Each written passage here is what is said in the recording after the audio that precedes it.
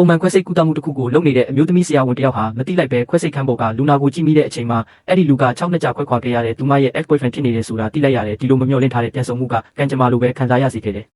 သူမရဲ့ခန္ဓာကိုယ်ပေါ်မှာကြောက်စရာကောင်းတဲ့ဒဏ်ရာတွေကိုမြင်လိုက်ရတော့ဆရာဝန်မလေးရဲ့နှလုံးသားကတုန်လှုပ်သွားခဲ့တယ်ဒါပေမဲ့အဲ့ဒီအချိန်မှာပဲလုပ်ပေါ်ကိုင်ဘက်တယောက်က operation ကိုဆက်လုပ်ရမယ်လို့သတိပေးလိုက်တယ်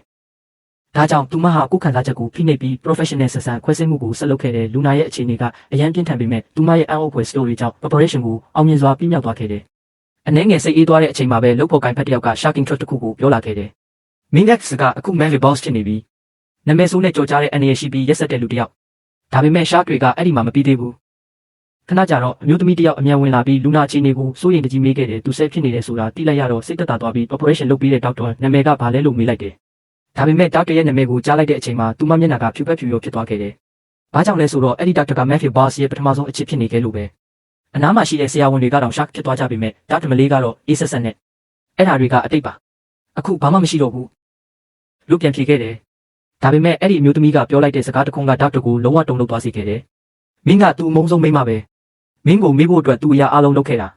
ဒီစကားကိုကြားလိုက်ရတော့ doctor ကမယုံနိုင်ခဲ့ဘူးသူကိုယ်တိုင်ပြောတာလားလူပြန်မေးလိုက်တော့အဲ့ဒီအမျိုးသမီးကချက်ချင်းပဲဟုတ်တယ်မကြသေးခင်ကလူတယောက်မင်းနာမည်ကိုပြောမိတာနဲ့သူအရန်ဒေါသထွက်သွားတယ်ဘယ်သူမှသူ့နာမည်ကိုမပြောရဘူးလို့တောင်ပြောခဲ့တယ်ဒီစကားတွေက doctor ရဲ့နှလုံးသားကိုနာကျင်စေခဲ့တယ်ထွက်သွားခါနီးမှာတော့အဲ့ဒီအမျိုးသမီးကအေးဆက်တဲ့ warning တစ်ခုထပ်ပေးခဲ့တယ်မင်းသူ့အသက်ကိုကယ်လိုက်လို့အရာအလုံးပြန်ဖြစ်လာမယ်လို့မထင်နဲ့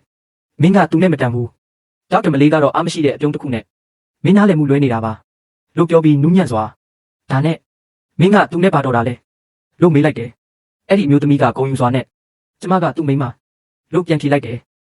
အဲ့ဒီစကားကြားတဲ့အချိန်မှာ doctor ရဲ့မျက်လုံးထဲကအလင်းရောင်တွေပျောက်ကွယ်သွားခဲ့ပေမဲ့သူမကတော့အပြုံးမပြတ်ပဲသူတို့နှစ်ယောက်ကိုဆူတောင်းပေးလိုက်တယ်ထွက်သွားခါနီးမှာအဲ့ဒီအမျိုးသမီးကသူတို့မှာကလေး၃ယောက်တောင်ရှိနေပြီလို့ပြောသွားခဲ့တယ်နောက်တနေ့ word round လုပ်တဲ့အချိန်မှာ doctor မလေးကသူ့အခန်းထဲဝင်သွားတော့နာကျင်မှုကြောင့်ချွေးတွေဆူနေတဲ့သူ့ကိုမြင်လိုက်ရတယ်